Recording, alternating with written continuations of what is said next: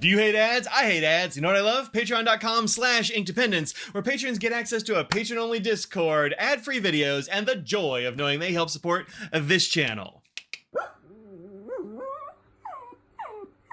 Hello folks, welcome to Inkdependence. I'm Mike, and today I have a brand new ink for you. This is from Wearingeul and our friends over at Goldspot Pens. Thank you very much, Goldspot, for sending this out for me to review and to show everybody on the day that this will go live. So if you're watching this now, you can go get yourself some Call of the Cthulhu and, I don't know, Brave Madness. This is a 30 ml ink bottle here. It looks like this. Also inside of this container, you'll get this fun little thing, which has the author's name up there, the Call of the Cthulhu, and then it actually gives you the RGB and the Pantones for this. So if you're entering this in something like the Fountain Pen Companion website, perhaps you can just enter your colors there. How cool is that? Or if you, I don't know, want to make your room this color, that seems unwise given the madness and all, but this is a nice little card and a good inclusion.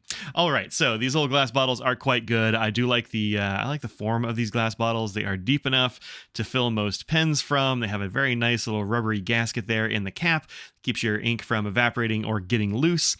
However, after you use it a few times, perhaps you might see a little bit of a like a ring of sheen around the rim there, and you do need to be careful, as with any sheening ink, that you don't get little shards on your desk, because they'll just turn back into ink when they get a little bit of dampness on them, and then you'll have a desk with character like mine that is underneath this little mat that I'm using here today. So let's take a look at this ink on some paper. Let's do some various paper comparisons. We'll do some ink comparisons. We'll drop some water on it. Let's get crazy.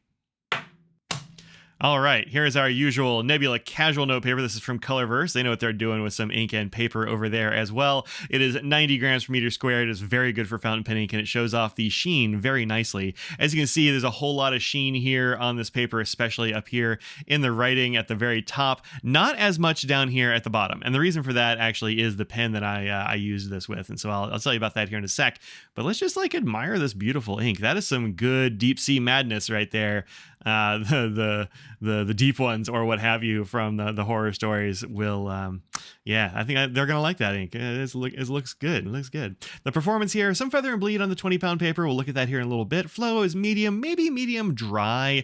I feel like this ink is a little bit on the dry side, but not much. You're probably not going to notice it, I wouldn't say, unless you are really looking for it like I am. The pen I use this in is an Opus 88 demo, which is actually not a demo. You'll see a video for this on my site today as well. This is the Opus 88 demo Twilight Sonata. It's a diamond cast blank. And the thing about this pen and all the Opus 88s is that they are a Japanese eyedropper with a shutoff valve. That is their filling system. So the whole barrel here is filled with this ink. And if you close down the back end, just screw this down tight, it shuts off the ink flow to the section and to the nib. And so I kind of done that up here. And so the ink had condensed a little bit in the nib and feed there. And so you got a lot more sheen than is typical. Although you will generally see some sheen from this ink, it's not usually all sheen. This is an ink where you can actually see the color. There is shading and sheen in this, which is nice. Down here at the bottom, I don't know, I just rant a little bit because why not? And then 30 ml bottles at goldspot.com. They are $22 each. This does not smear after the fact. I just I think a cat stepped on that, if I'm honest, is what happened there, and smudged it just a skosh. But it doesn't smear after it's dry, which is good. We kind of worry about that with sheening ink sometimes because that can be a bit of a pain. All right, let's get some water on this. Take a look at that chromatography there. I'm not really expecting any particular water resistance, even though we've got the Cthulhu calling us to the deep or what have you. But a little bit of that swirling away already right there. Man, look at the colors that are present in this chromatography. Lots of nice pink layers at the bottom, and then yellowish, greenish, and bluish colors up at the top. Very cool, I think. Nice components going into this ink, making it look neat. Let's go ahead and mop this up a little bit. Don't want to rub it in because you can destroy your paper that way and actually make it harder to read, even if the ink does survive the water. This one is not really water resistant at all. You could maybe make out some of what you wrote, but it would be a little bit of a trial to recover that stuff. It might drive you mad. All right, let's look at this on a bunch of different other papers. All right. Firstly, this is my usual Staples 20-pound, 30% recycled copy paper. And from this Opus 88's medium nib, you do see a little bit of feathering, a little bit of spreading. Not a huge amount, but definitely some. Like this 3 right here, you can definitely tell that it's spread a little bit. And you can see a few feathers and that sort of thing. On the back here, though, you'll see a little bit of bleed through. But as you can see with these, that's not unusual on this paper. This is the like bottom of the rung of copy paper type situations. It's what's in your office copier because it's good for lasers, but not great for liquid ink, but it does okay here. You'd be able to use it for sure.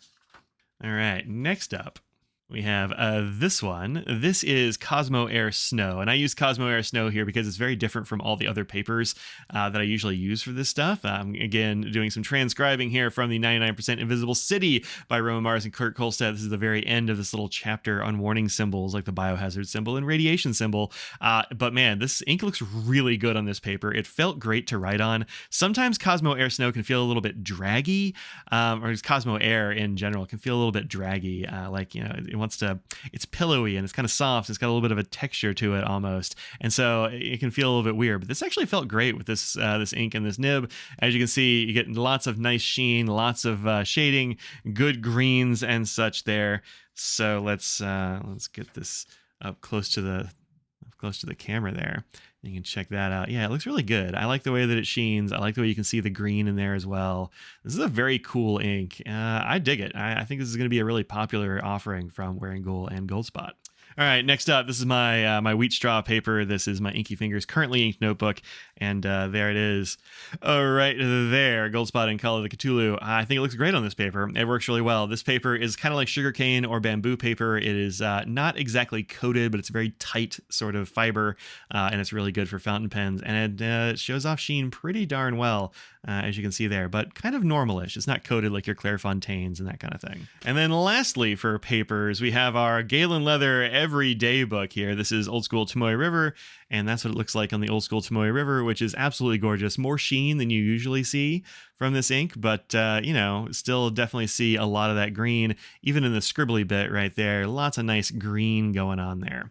And as I said before, if you use it in a pen like this, don't forget to leave this uncorked a little bit while you're using it. It might not look as good as if it was just like screwed all the way down, but it will definitely flow that way instead of being blocked off. So yeah, do that and you'll get more of that green color and it won't concentrate as much. And I think that's pretty cool. All right, hold tight. Let me grab some ink samples. All right, here we have it on a Colodex card. These are great cards. That's how I keep all of my ink swatches and such organized and whatnot. It's really good for showing shading and sheen and all those cool qualities that we love in inks. You can find this at your favorite pen shop, likely, or straight from a well-appointed desk themselves. There will be a link down in the description for that. Call of the Cthulhu is showing off its nice green and red bits there. I also pulled Colorverse Long Trail, which I got from a friend of mine. A little bit of sheen on that one. I think the green in this is a bit darker, a little bit more yellow, perhaps even. Maybe I'm gonna say it's a warmer green and a bit darker in tone, but you still get some of that sheen. Then we've got Diamine Velvet Emerald, which my wife was like, yeah, I think it's like Velvet Emerald. And you know, I think it is kind of like Velvet Emerald, but it's a little bit more blue and it has more sheen. This has sheen around the edges, but not so much in the middle there. Then we have here, this is one that you can't get anymore. This is Blackstone's Blue Cypress, which was a really cool ink from Blackstone Inks, which doesn't really exist anymore, but it was scented, so that kind of put people off, including me, as I remember. I can't remember what it was scented like, but I'm like, ooh, too strong. But this one, obviously, not scented. Very, very similar color, though. So if you're like, man, I miss Blue Cypress, and I wish it didn't smell like stuff, Cthulhu doesn't smell like stuff, and that's a good feature. And then lastly, I think this is also super close. This is Taisho Roman Terranisha Guitar, a Lady Emerald. Lots of sheen on this one as well. A bit more sheen, perhaps, although it's kind of hard to tell that in a swatch, I think. And the green is not quite the same. This green, I think, is a little bit warmer, a little bit more on that yellowy, orangey kind of side. You can see just a little bit of that in here, whereas this one tends a bit cooler, a little bit more bluish. So kind of close to Terranisha Guitar Lady Emerald, but it is its own thing. I think it's closest probably to Blue Cypress. I think this is the closest you can get, and you can't buy that one anymore. So there you go. I have a lot of greens and a lot of sheeny things, and this kind of stands alone, which is nice. The Cthulhu stands alone. So check this out at Goldspot Pens. Thank you very much to Goldspot again for sending this out for me to review and to show to everyone. And until the next video, peace out.